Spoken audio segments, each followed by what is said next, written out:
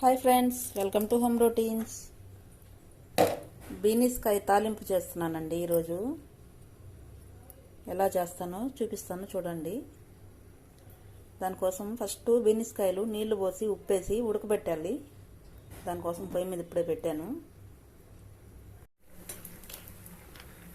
అలసందలు ఫ్రైలోకి కొంచెం వేరుశనగపప్పు ఫ్రై చేసుకున్నాము పొడి కోసము. కొంచెం ఇవి దోరగా వేయించుదాము, మాడిపోకుండా.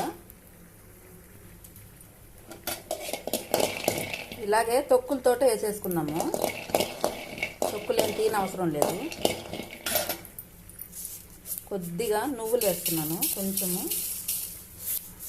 కొంచెం హెల్దీ కూడా, టేస్ట్ కూడా బాగుంటుంది.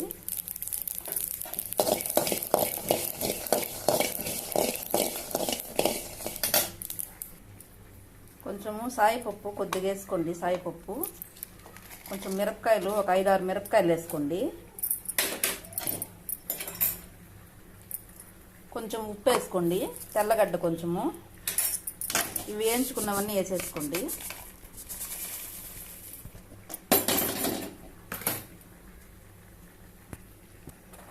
ఇవన్నీ మిక్సీ పట్టుకుందాం మెత్తగా.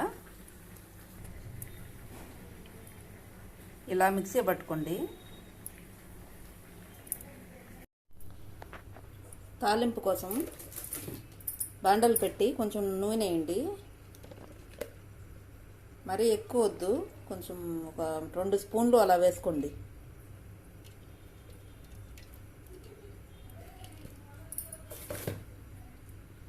కొంచెం కాగాక ఆయిల్ కాగిపోయింది. ఆవాలు,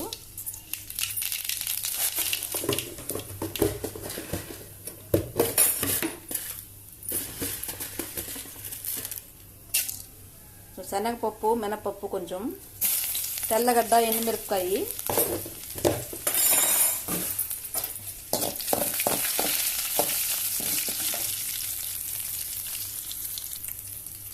కొంచెం కరివేపాకు వేసుకోండి.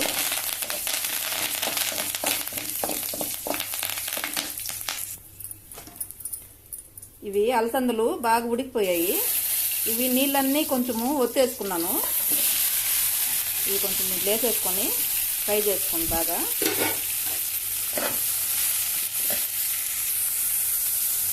బాగా నీరంతా ఇనికిపోయేలాగా కొంచెం ఎర్రగా అయ్యే వరకు ఎంచండి.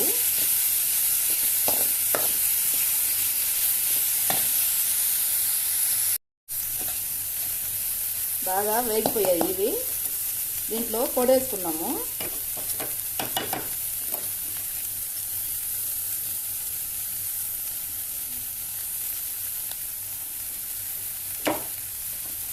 మంట తక్కువ పెట్టి వేయించుకోండి, లేదంటే మాడిపోద్ది.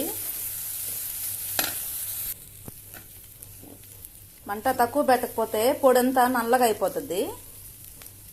అంతా ఇప్పుడు రెడీ అయిపోయింది. అలసందల తాలింపు రెడీ అయిపోయిందండి. గిన్నెలోకి తీసేసుకున్నాను.